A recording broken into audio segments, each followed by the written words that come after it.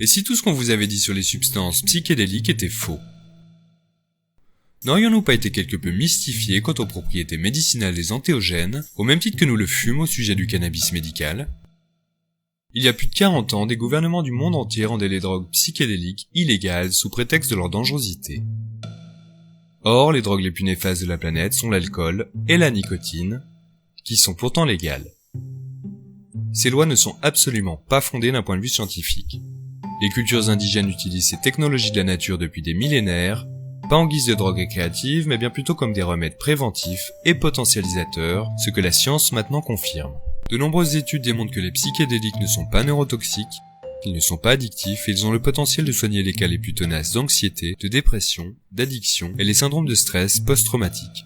Il a récemment été observé au cours d'une étude portant sur des personnes atteintes de stress post-traumatique, résistantes aux traitements conventionnels, et à qui l'on a administré de la MDMA dans le cadre d'une psychothérapie, que 83% étaient guéris en comparaison aux 25% dans le cadre d'une psychothérapie seulement. Avec une moyenne de 22 soldats vétérans qui commettent un suicide chaque jour aux États-Unis, il apparaît maintenant vital que ce remède soit mis à la disposition du public. La caféine dans votre café est plus toxique pour votre corps que ne l'est la psilocybine dans les champignons hallucinogènes. La science nous a démontré que ces substances non addictives réduisent en fait l'activité de certaines parties du cerveau qui sont hyperactives chez les gens victimes de dépression. Dans une étude réalisée par l'université de médecine Johns Hopkins aux États-Unis, 80% des sujets à qui l'on a donné de la psilocybine ont rapporté que cette expérience avait contribué à l'accroissement de leur bien-être et plus généralement à davantage de satisfaction dans leur vie quotidienne, et 30% ont considéré que c'était l'expérience la plus intense de toute leur vie. Dans les bonnes conditions, la psilocybine peut traiter l'angoisse, la dépression, les violents maux de tête et les addictions tabagiques. Une étude de l'université de Floride du Sud a constaté que la psilocybine pourrait même s'avérer neurogénératrice, c'est-à-dire qu'elle stimulerait la croissance des cellules cérébrales.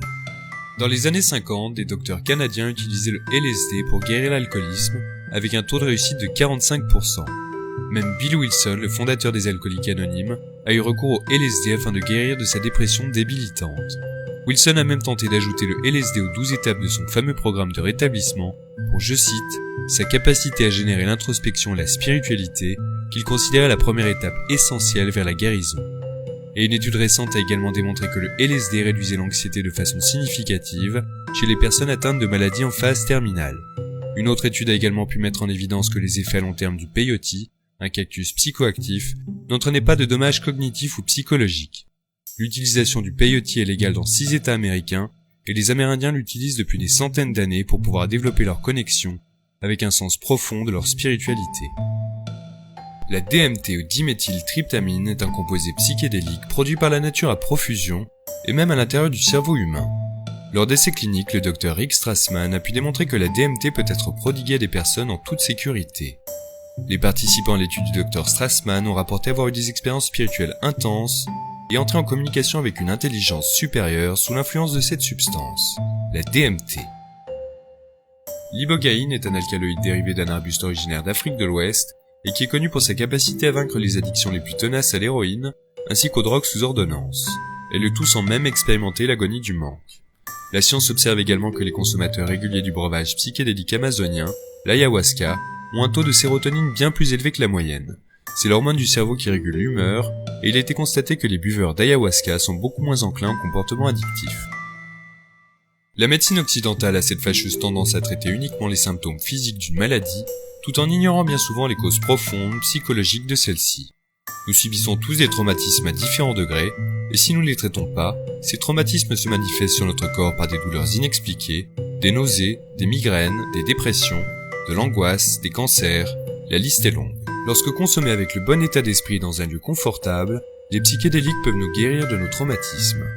Quand les gens recourent à ces substances médicinales naturelles, ils entrent dans un état de rêve éveillé dit onirogène, dans lequel les souvenirs traumatiques de toute une vie leur sont soudainement révélés, leur permettant ainsi de mieux leur faire face, et donc de mieux les traiter de par un principe d'action qui permet d'éliminer la peur et les émotions qui lui sont systématiquement associées, à travers la création de nouvelles voies neuronales.